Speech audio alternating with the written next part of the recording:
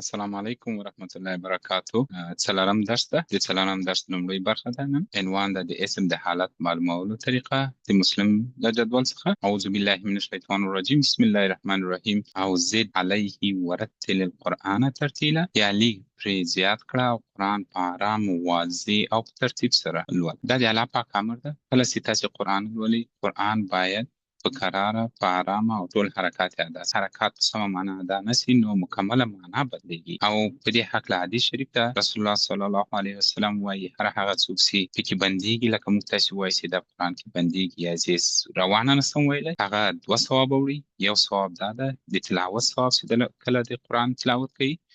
دوهم ثواب دا ده چې دی کوشش کوي چې دی کې د بندېدا ثواب هم ورکوي. نو د څوک ثوابونه سو 2 ثوابونه سو. دا ذهنیت باید موږ تاسې ټول لرې کړو چې زه ډېر په قراره یې لولم. که چیرې زه د اوسم قرآن که چیرې آهسته تلاوت کړم، دا خلک به څه وایي چې ستا دومره عمر ده، ته تر اوسه قرآن نسې تلاوت کولی. نو د خلکو خبرو پسې به نه ګرځو، هدف به مو زده کړه وي. خلک هر څه وایي هغه دې پورې اړه لري. نو نننۍ موخې مو څه دي؟ د اسم د حالت معلومولو طریقه له مسلم جدول څخه. رفع څه ته وایي، نصب څه ته وایي، جر څه ته وایي. که د اسم په اخر کې تنوین یعنی ضمتین راسي یا ساده ضمه چې موږ تاسې پرېښود ته هغو ته رفع وایي. رفع وظیفه څه شی ده؟ کوونکی د کار ده. او که د اسم په اخر کې فتحه راسي یا فتحتین راسي چې موږ تاسې زور ورته وایي، دا څه شی ده؟ دا نصب ده. او یوه وظیفه یې دا څه شی ده چې تا ته مفعول ورته وایي او معلومات د عمل په اړه درکوي.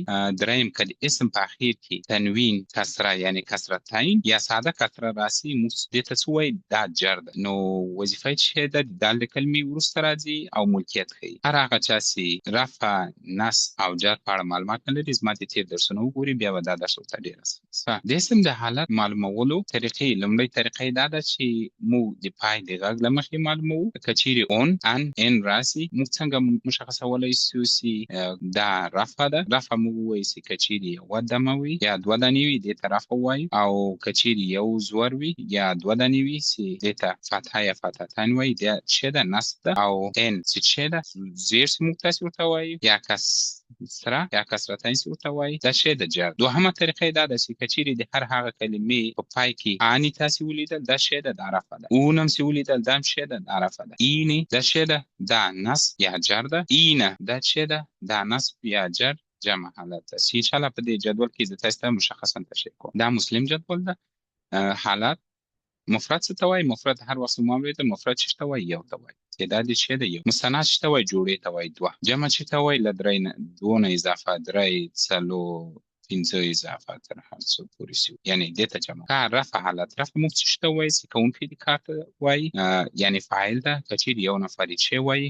مسلمون. که چیرې 2 نفره یې څه ورته وایي؟ مسلماني. که چیرې 3 4 5 6 ډېرې جمع یې څه ورته وایي؟ مسلمونه. وګورئ په اخر دې هر هغه کې ترکیبي توري اضافه شوي. نصب حالت څه وایي؟ مسلمن. که یو نفر یې مسلمیني، 2 نفره جوړه، 3 نفره یې مسلمینه، له 3 نه اضافه جمع شو ته وایي. جر حالت یې څنګه ده؟ جر حالت کې مسلمن یو، مسلمینی 2 جوړه چې موږ ته وایي، او جمع چې ده مسلمینه.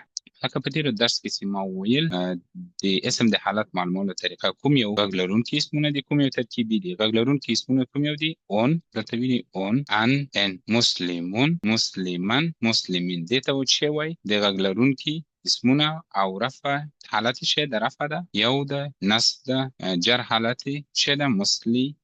که دلته راسو مثنا کې وګوره، که 2 نفره یې رفع موږ څنګه پیدا کولی شو؟ وګورئ په اخر کې څه اضافه شوی ده؟ په اخر کې اني. که چیرې مو په قرآن شریف کې ولیده چې اخر د اسم کې اني اضافه شوی، دا حالت څه ده؟ حالت د رفع لري. څو نفره دي؟ 2 نفره. او که چیرې مو ولیدل اونه، دا هم د رفع حالت لري. اونه دا هم څه لري؟ د رفع حالت لري. ولې د رفع حالت لري؟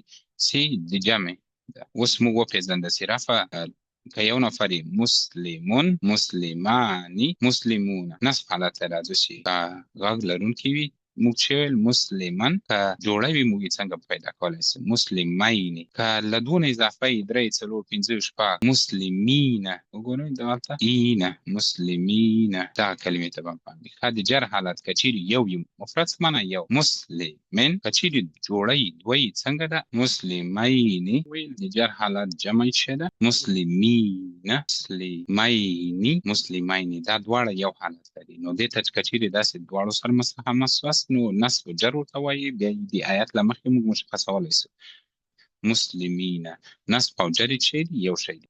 دا اسم د حالت معلومولو مثالونه شی دي مخکې له دې چې دا مثالو ته ولاړ شو له ځانه به دا پوښتنه وکړو چې د لاندې نومونو د پای غږ لري که د پای تورو ترکیب لري الناسو اول وګورو چې دا په کوم یو کې ده دا مفرد ده مثنی ده جمع ده ترکیبي کلمې لري نه ترکیبي کلمې نه لري نو څه ده دا غږ لرونکي نوم ده او څه ده مفرد ده حالت څه ده الناسو رفع.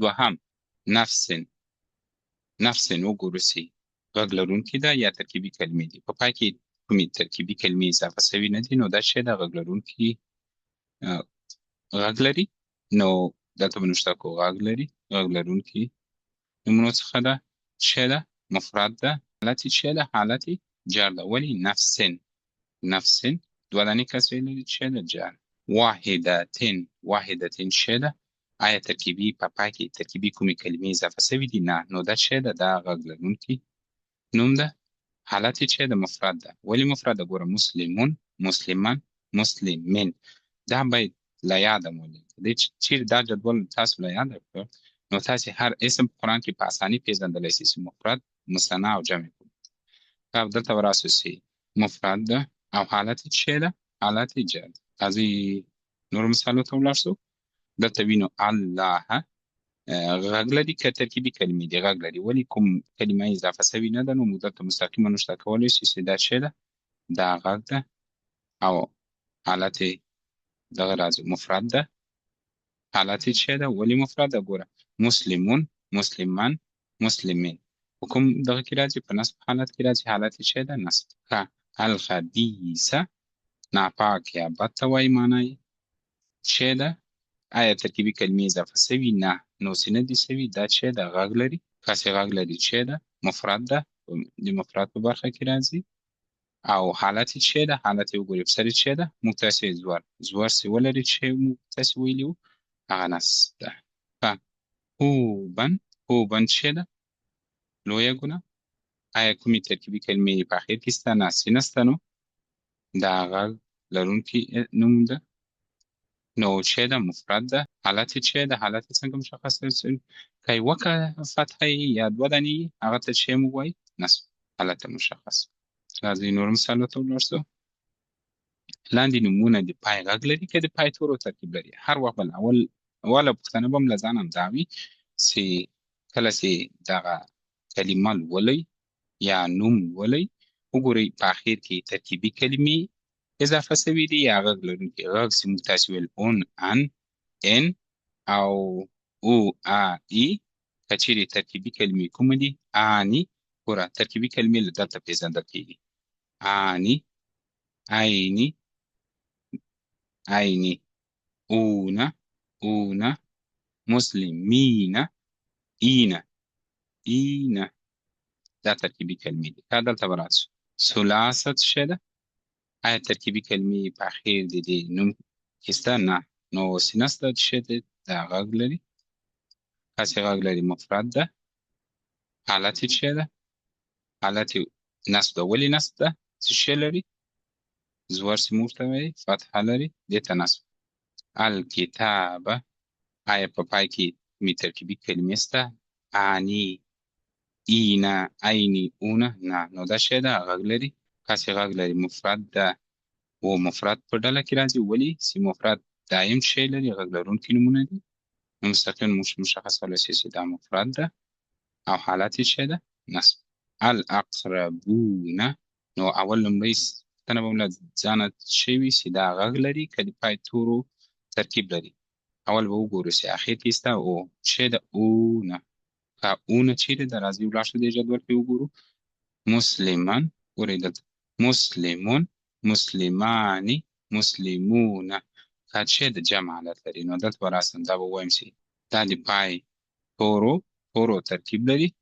که چې ده جمع ده، حالت یې چې ده رفع. ولې رفع ده؟ وګورئ مسلمونه.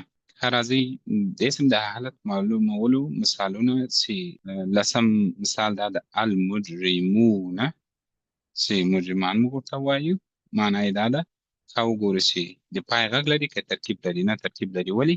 چې اونه پکې راغلی، د پای تورو ترکیب لري. دا د پای تورو ترکیب لري. د پای تورو ترکیب چې ولري که چې ده جمع ده، له دونه ډېر ده، درې څلور پنځه، حالت یې چې ده رفع ده. ولې رفع ده؟ ګوره مسلمون، مسلمانی، مسلمونه. که دا چې ده حالت یې چې ده حالت یې رفع. ماکسینه پاته کیدونکي یا اوسېدونکي معنا لري. په پای کې چې راغلی دی اینه. به دلته وګورم اینه. آیا موږ په دې جدول کې اینه لرو؟ او دغلته ده اینه په نصب حالت کې په جر حالت. نو دلته موږ ورته نوشته کوو چې دا جمع، نصب او جر حالت ده. اوس مشخصولی نه سو چې کوم حالت کې نصب ده، کوم حالت کې جر ده. بیا انشاءالله وروسته درسو کې تاسو مشخصولی سئ چې جمع په کوم حالت کې نصب ته راځي او په کوم حالت کې جر ته راځي. البحرین، دوه بحرونه. نو دا چې سو دوه کلمې سي. ګورئ عیني، البحریني. دلته وګورئ، دلته په د مسلم په جدول کې مسلمیني، مسلمیني.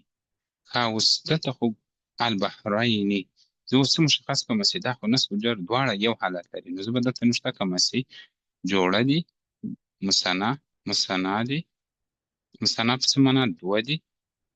نمبرې حالت یې چې ده نصب او جر. زه اوس نشم مشخصولی چې دا نصب ده که جر ده، خو داسې به ورته وایم چې نصب او جر دواړه حالت یې یو دي. ښه یادونې د درس د قرآن کریم آیتونو ګرامري تحلیل ده. هر ورځ به لس دقیقې انشاءالله درس وایو. منبع به قرآن کریم وي.